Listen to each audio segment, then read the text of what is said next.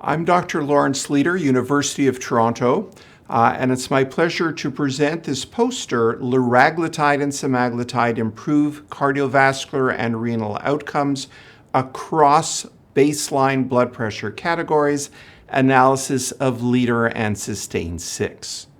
So Leiter and SUSTAIN-6 were previously reported large cardiovascular outcome trials.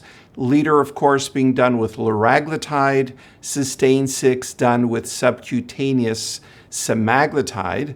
Both studies showed overall benefit with regards to the primary cardiovascular endpoint, as well as improvements in predefined renal endpoints. We know, of course, that hypertension is highly prevalent in patients with type 2 diabetes, and that hypertension also predicts risk of cardiovascular and renal endpoints. So therefore, the purpose of this analysis is to see whether the cardiorenal benefits of liraglutide and semaglutide are consistent across patients with different blood pressure categories. So we defined blood pressure categories, as you can see in Table 1. Normal is less than 120/80. Elevated, systolic between 120 to 129 and diastolic less than 80. Stage 1 hypertension, systolic 130 to 139 or diastolic 80 to 89. And finally, stage 2 hypertension, systolic 140 or greater or diastolic 90 or greater. And if one looks at the proportion of patients at baseline in each blood pressure category, you can see that the majority of patients had either stage 1 or stage 2 hypertension, but we had good distribution across the 4 blood pressure categories. So here in Figure 1, one can see the cardiorenal outcomes by baseline blood pressure category adjusted for baseline variables.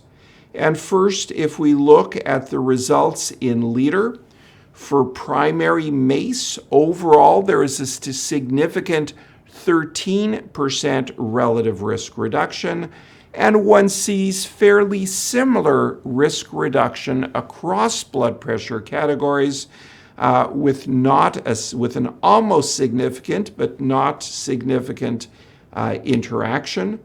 With regards to nephropathy, this was reduced overall by 22%, and again, one can see relatively similar risk reduction across the baseline blood pressure categories.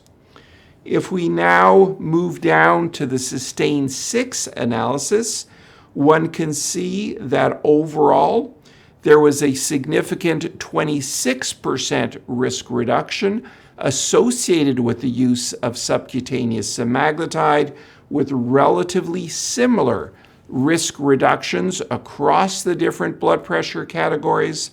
And finally, when we look at nephropathy, a significant 36% reduction overall in this predefined renal composite, and again, relatively similar risk reductions across the blood pressure categories with no significant interaction.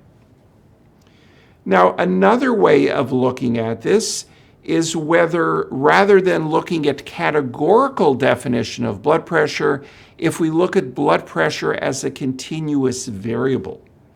And here you see the results for Leiter. At the top, we see for systolic blood pressure.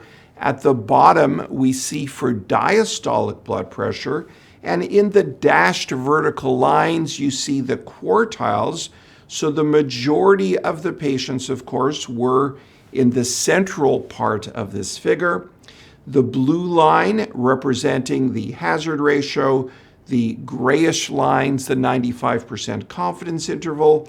And again, one sees whether you look at systolic or diastolic blood pressure, relatively similar hazard ratios across blood pressure. If we now look at the results from SUSTAIN-6, for systolic blood pressure, again, relatively consistent hazard ratio as one moves across blood pressure.